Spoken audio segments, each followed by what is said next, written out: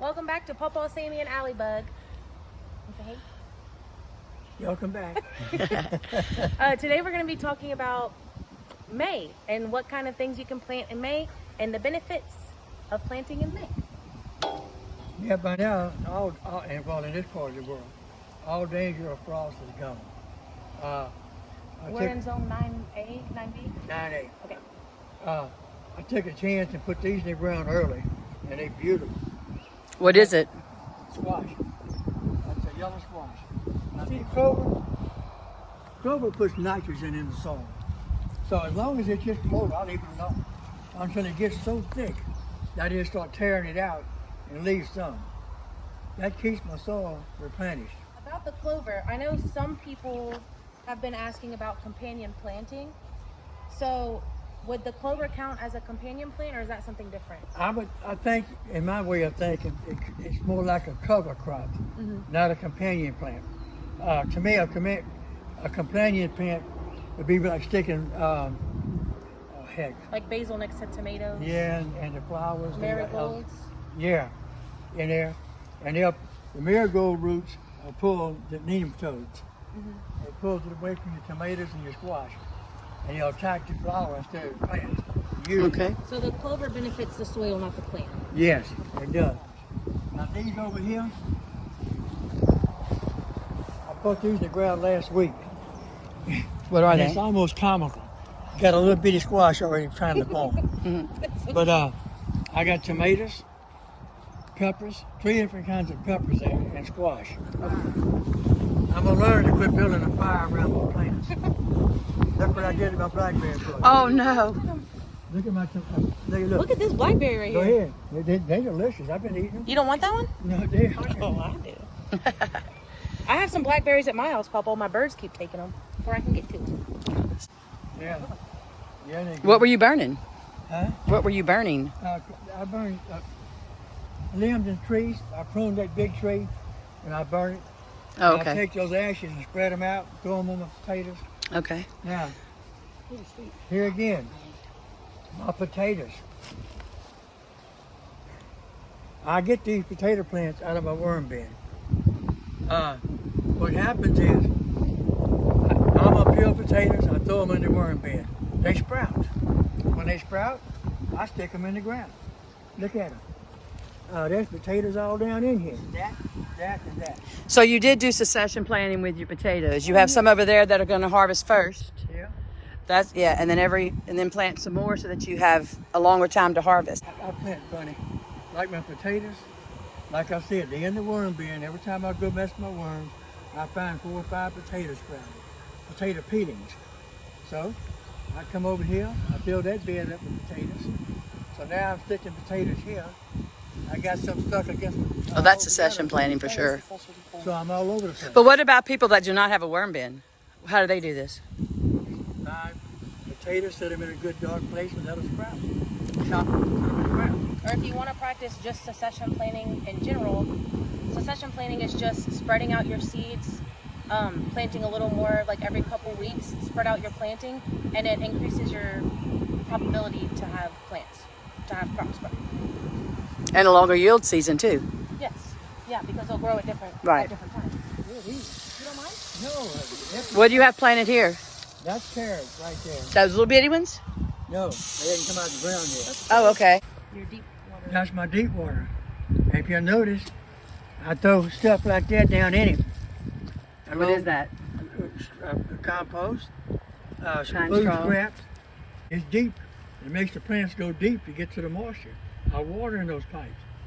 It'll make your roots go deeper to make your plant stronger because the roots are traveling towards the water. Now, see, And the worms will also come in and out to eat whatever compost you put in there, which helps fertilize the soil even How more. do the worms get in there? They can't get over They're the top. oversized. There's holes drilled in the sides all the way down to the bottom. Oh, okay. All right, see this? Clover. Now I'll leave it alone. If the beans get a little bigger, I'll pull the clover. Look at Put the nitrogen blueberries. in the soil. And feed them to the worms. Look Yeah. at my blueberries. Beautiful. Wow. This is basically these blueberries.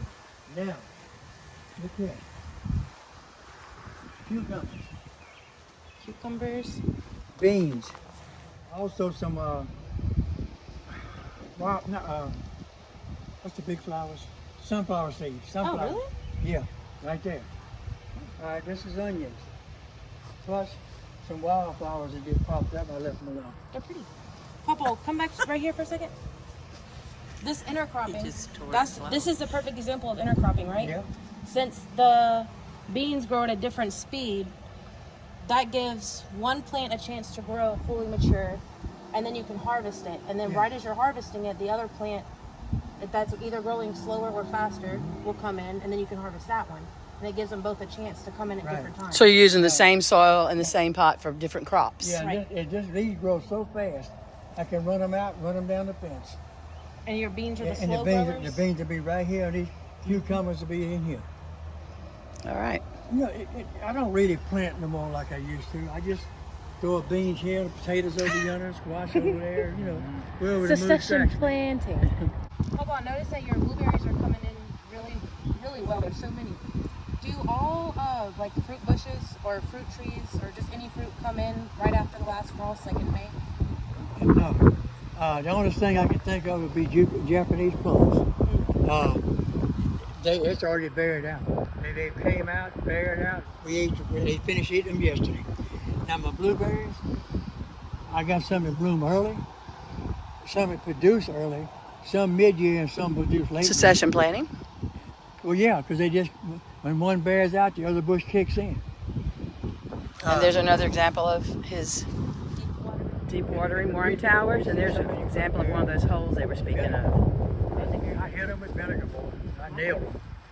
2 tablespoons of vinegar. On the roots? Yeah. Are you, okay. 2 tablespoons of vinegar to a gallon of water and pour it around each plant. They're like acid. And you watch them jump out of the ground. I mean, look at them. Does it add nitrogen or oxygen or something? They lack acidity in the soil. They're at around 4.5, no higher than 6 or 7. They'll grow, but they don't produce right. You get it down to 4.5 or 5, and look at the blueberries. Well, yours are producing. They'll produce. It's very pretty. I like your flowers. Hey, for blueberries, don't you have to have multiple plants for them to really do well so they can cross-pollinate? 95% of them, yes, they do have to have a crossbreed. Hey, can you explain? So I have muscadine vines at home. Can you explain? I looked it up and I noticed that the thicker vines are like the male plant, and then the thinner vines that have the grapes are the female. I'm not sure which is which, but I do know that some plants have a male and a female that have to cross-pollinate. Can you explain that? Yeah, well, yeah, that took me a catawba while. trees. You have the ones I'm familiar with is a catawba tree. They got a male tree and a female tree, and when they got to stay together, it don't work. And there's multiple, but I just don't know them. I hadn't been messing with them that much. I was surprised because I didn't know that plants could have a male or a female. I thought just all plants kind of pollinated themselves. No, you got some. You have some pears that pollinate themselves, and then some of them you got to have a companion for it to cross-pollinate. Some apples do the same thing. Okay. Some peaches do the same thing. That's pretty cool though. Well, thank you for explaining. Now the oldest peach I want, I want a peach tree, but I want the old white peach, which is good for diabetics. It's a diabetic peach. Is it just not enough sugar? All right, thank y'all for the May tips. We'll be doing June in about a month. Thank y'all for watching. Thank y'all for watching, baby.